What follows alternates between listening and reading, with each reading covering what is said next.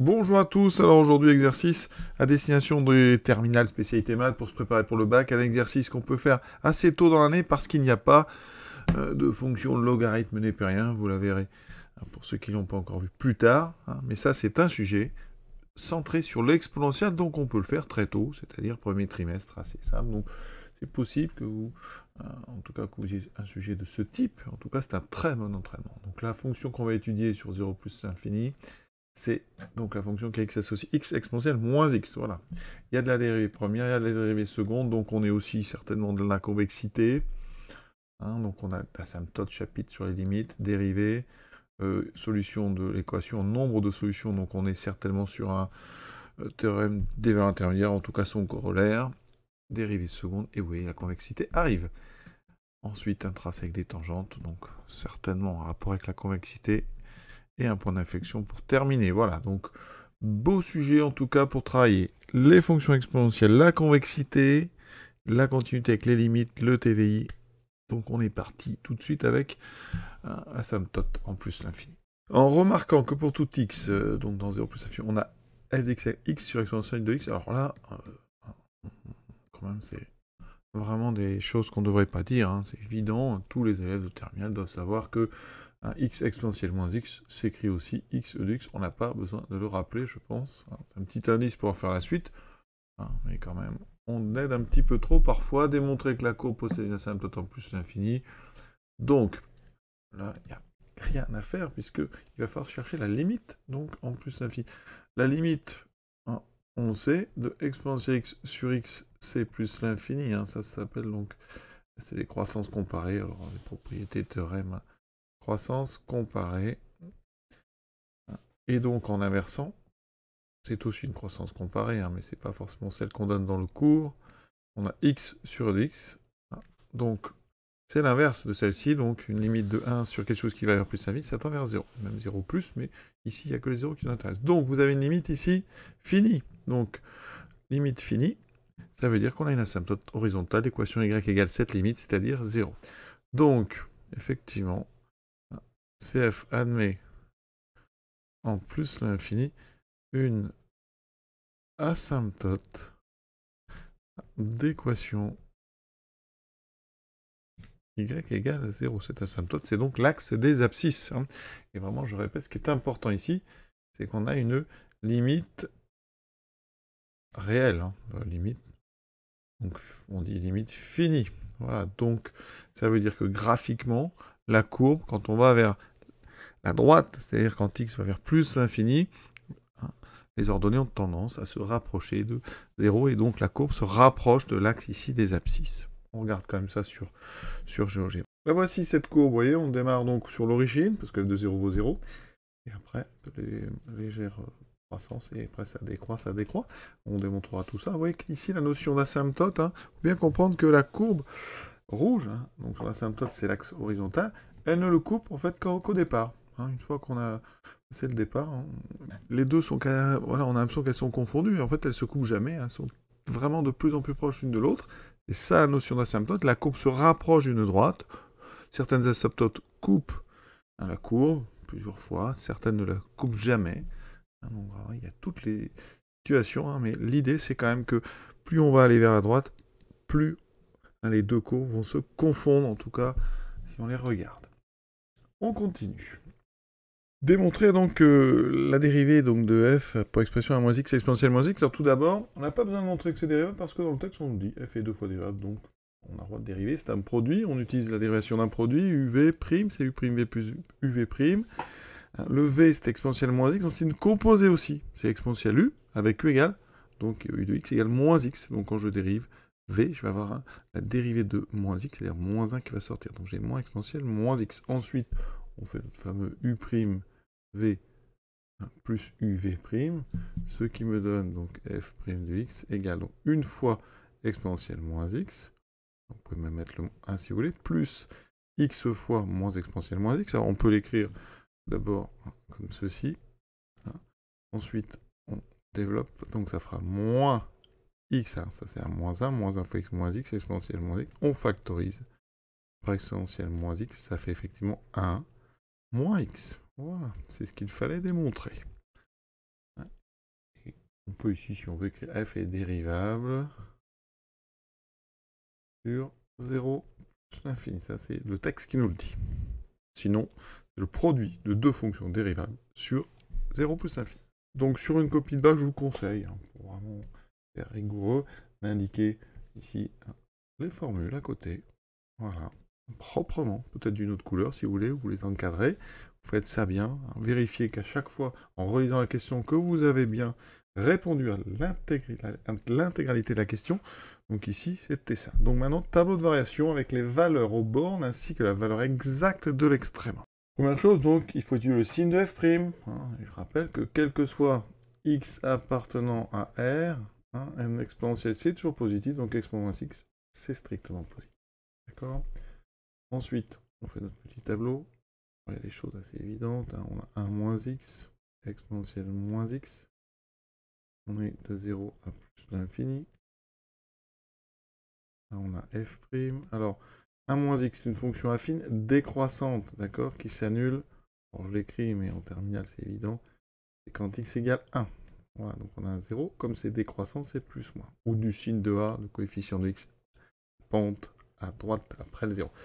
Donc ici, exponentielle, on a dit que c'était toujours strictement positif, donc ça fait plus 0, moins. Donc on peut faire le tableau de variation de f de x en fonction de x, qui me donnera donc une fonction croissante, décroissante. La limite, on l'a déjà, c'était 0. Alors il nous faut ici l'extrémum, donc on calcule f de 1, la valeur exacte, c'est pas bien compliqué, hein, c'est 1 exponentielle moins 1 qu'on peut écrire plutôt, donc 1 sur e moins 1, ça fait 1 sur e. Donc là, je vais mettre 1 sur e. Ensuite, on nous demande donc les valeurs au bord, donc la limite ici. En 0, je le calcule à côté de mon tableau, hein, faites-le proprement. Ça fait 0. Et donc, on a bien répondu à toutes les questions. Valeur au bord, valeur exacte de l'extrémum, c'est parti. Alors ici, je refais le tableau, hein, voilà, avec vraiment les deux zéros. Le maximum ici atteint en 1 qui est 1 sur e et 1 sur e. Calculatrice, c'est strictement entre 0,367 et 0,368. Ça veut dire qu'ici, mon 367 sur 1000, ça veut dire que 1 sur E est plus grand strictement que 367 sur 1000. Ça signifie qu'ici, dans mon tableau de variation, l'horizontale d'équation y égale 367 sur 1000, elle est en dessous du maximum. Donc, j'ai deux solutions. Alors, on va rédiger évidemment avec le terme de la bijection, autrement appelé corollaire du terme des valeurs intermédiaires. On a une solution entre 0 et 1, strictement, et une solution donc après 1. Donc on rédige, on va se placer d'abord sur l'intervalle 0, 1. Et là on va utiliser vraiment le théorème de la bijection ou le corollaire du théorème des valeurs intermédiaires. On dit donc que f est continu, donc sur 0,1, car dérivable. F est strictement croissante, on vient de le montrer. f de 0 égale 0, f de 1 égale 1 sur e.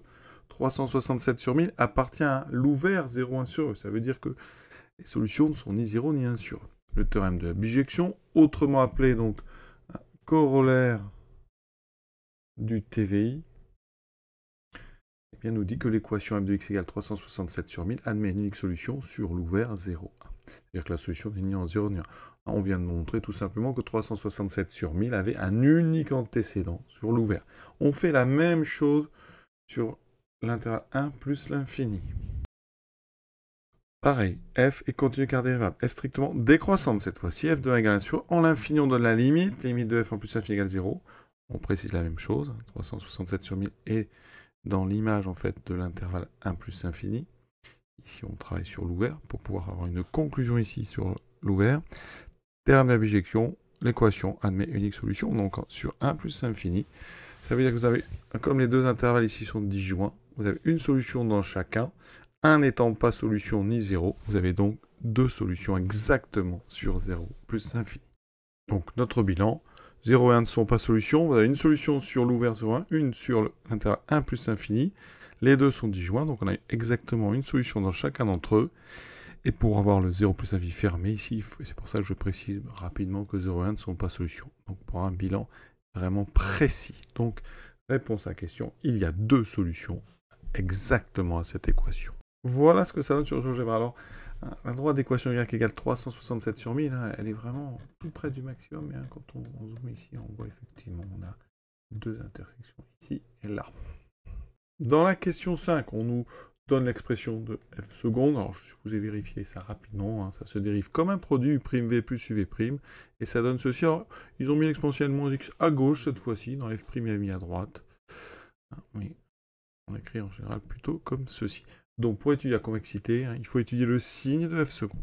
Pour le tableau de signes, on a x-2, c'est un produit. J'ai mis exponentielle moins x. On a déjà dit qu'exponentielle moins x était toujours strictement positif. x-2 s'annule en 2. C'est une fonction affine croissante, donc moins 0 plus. Donc f seconde est d'abord négative, s'annule en 2 et ensuite positive. Sur 0,2, f seconde est négative. Hein, je ferme en 2. Il faut fermer les deux, d'accord. Eh bien, la fonction f est donc concave, ça c'est le cours. Hein, la concavité hein, est équivalent quand la fonction est dérivable deux fois au fait que la dérivée seconde est négative. Sur 2 plus infini, fermé en 2, f seconde est positive, donc f est convexe. On a quand même un changement de signe de la dérivée seconde pour x égale 2. Ça veut dire qu'ici, la courbe, donc CF, hein, c'est pas la fonction, c'est la courbe, qui donc possède un point d'inflexion d'abscisse 2. Et regardez ce que ça donne sur GeoGebra, c'est très intéressant. J'ai tracé la tangente hein, au point d'abscisse 2, elle est ici en vert pointillé. Et vous voyez qu'elle est, on appelle, elle traverse la courbe. Quand on est à gauche ici de ce point, hein, la courbe arrive par dessous la tangente. On a une forme, vous voyez ici, qui est concave. Et bien après ce point-là, la courbe ressort par-dessus. La courbe, en quelque sorte, traverse la tangente hein, au point d'abscisse 2. Et elle y ressort par-dessus. C'est donc ça traduit sa convexité. Donc concave, convexe, avec cette tangente importante au point d'inflexion d'abscisse 2. On arrive ensuite à la question 6, avec une équation de tangente, un 6a. Donc on prend un réel petit a appartenant à 0 plus l'infini. Grand A, le point de la courbe d'abscisse petit a. Donc on a une figure ici. T de petit a, c'est la tangente à la courbe en grand A. H de A, c'est l'intersection de cette tangente avec l'axe vertical. D'accord. Et G de A, c'est l'ordonnée du point HA. Bon, je l'aurais plutôt appelé petit h de A, mais pour ça, on va faire avec. Donc ici, démontrer qu'une équation réduite de la tangente est, alors je vous rappelle, l'équation hein, d'une tangente, quand la courbe, eh bien, quand la fonction est dérivable, c'est y égale f' de a fois x moins petit a plus f de a. Donc on va appliquer ça ici. On a déjà, donc, petit f de a, la fonction elle est encore là où c'est a exponentielle moins a. Je remplace x par a. Ensuite f', on l'a calculé, c'est dans la question 2, la formule elle y est encore, c'est 1 moins a exponentielle moins petit a. Je mets tout ça dans l'équation de la tangente, donc au niveau de la réaction, on met t de a, le nom de la droite, 2 points, y égale, donc 1 moins a exponentielle moins a, fois x moins petit a, puisque je prends en tangente en petit a, plus ici, donc a exponentielle moins a. On va développer. Donc ça veut dire que ma tangente, elle a pour équation quoi? Alors, on a la partie en x, donc 1 moins a exponentielle moins a x. Ensuite, on va tout développer avec le moins a. Donc 1 moins a fois l'exponentielle. Donc j'ai moins a exponentielle moins a qui va annuler le plus a exponentielle moins a que j'ai à la fin. Ensuite, j'ai le moins a multiplié par exponentielle moins a, multiplié par moins a, ça fait plus a fois a carré exponentielle moins a, plus a exponentielle moins a. Conclusion. Effectivement, on a bien une équation réduite sous la forme 1 moins a exponentielle moins a x. On simplifie ça. Non, c'est pas cela qui se simplifie, pardon, c'est cela. Plus a carré exponentielle moins a. CQFD. Hein, c'est bien ce qu'on nous demandait ici, exactement. Petit b, l'expression de G de A. Alors, G de A, c'est donc l'abscisse, non, c'est l'ordonnée, pardon, ordonnée du point, donc HA, qui est l'intersection de la droite TA avec l'axe vertical. Donc, on résout tout simplement. Hein, donc, notre équation, je réécris son membre de droite, voilà, et on cherche quand est-ce que ça vaut ici. Donc ça, c'est l'équation y. Hein, et on cherche ici la valeur de y quand x vaut 0. Donc je remplace x par 0. Donc ça veut dire qu'ici, pour x égale 0, y est égal à a carré exponentielle moins a. Et c'est donc l'ordonnée du point HA. Donc g de a égale a carré exponentielle moins a. Vous voyez, il n'y avait pas trop de calcul. Et maintenant, il faut faut montrer que G de A est maximum lorsque grand A est un point d'inflexion de la courbe CF. Donc maintenant, démontrons que G de A est maximum lorsque A, grand A, est un point d'inflexion de la courbe de CF. Alors, on va déjà chercher le maximum de G de A. Donc, on va considérer une fonction, hein, soit G, donc définie. Alors, petit a appartient à 0 plus l'infini, donc défini sur 0 plus l'infini par G de x. On va passer sur la variable x, x carré exponentielle moins x. On va dériver, donc on le dit, G est dérivable sur 0 plus l'infini. C'est un produit de fonction tout à fait dérivable, il n'y a aucun souci. Pour calculer G', on a déjà dérivé tout à l'heure f, c'est la même chose, c'est un produit. Donc u'v plus uv', on dérive x carré, 2x exponentielle moins x plus x carré, la dérivée d'exponentielle moins x moins exponentielle moins x. On factorise, il y a un petit peu de travail, hein. Donc là on aura moins x carré plus 2x. Et on peut factoriser une autre fois par encore. Je vais mettre l'exponentielle en dernier, ce sera plus lisible. Je factorise par x et j'aurai ici, dans les parenthèses, 2 moins x. Exponentielle moins x. Voilà. Alors, je rappelle que f seconde de x, c'était x moins 2 exponentielle moins x. Donc ici, hein, on remarque que G', bah, dedans, il y a f seconde. Hein. Alors, il n'y a pas x moins 2, donc là, ici, je rappelle que on va factoriser par moins, ça fait moins x, x moins 2 exponentielle moins x. Donc, on retrouve moins x, f seconde, x. On a donc ici la possibilité rapidement de faire un tableau pour avoir le signe de G', parce qu'on connaît le signe de f seconde, je vous rappelle, on l'a trouvé, ça va changer en 2, c'était 0, elle était la fonction concave puis convexe, donc c'était moins 0 plus. Ça veut dire que G' de x, comme il y a moins x, alors ça va s'annuler quand même en 0, d'accord, mais le moins x va changer de signe, donc ça fera plus 0, moins. Ça veut dire qu'en fait, G' et f seconde sont de signes contraires, hein, sauf que G' s'annule en 0. Donc voilà ce qu'on obtient comme tableau de signes. Donc j'ai les variations de G. En fonction de x, ça me fera donc ici croissant, décroissant. Et donc vous voyez, regardez, le maximum de G est atteint en 2. Est atteint pour x égale 2. Or, le point d'inflexion de f, le point d'inflexion de la courbe important, ça, de CF, a pour abscisse 2.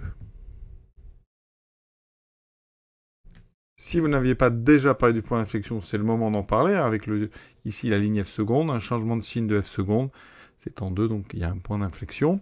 D'accord, donc conclusion, hein, ça veut dire qu'effectivement, G de A est maximum quand donc le point grand A est le point d'inflexion de la courbe de f1. Voilà. Une question pas si simple dans sa conclusion. Hein. Il faut penser, effectivement, à faire apparaître donc f seconde. Hein. C'est pour ça que, vous pouvez remarquer, hein, on vous indique les traces de recherche, même incomplètes ou infructueuses, sont valorisées. Hein. Si vous n'allez pas jusqu'au bout, vous aurez quand même des points, donc il faut tenter des choses. Voilà. Donc cet exercice, alors techniquement, il n'y a pas des gros calculs, par contre, il est pas mal. C'est un bon bilan de tout ce qu'on fait en général en terminale sur le premier trimestre. Convexité, exponentielle, TVI pour ceux qui ont fait la continuité et les limites. Voilà. Je vous souhaite une bonne fin de journée à tous, à bientôt.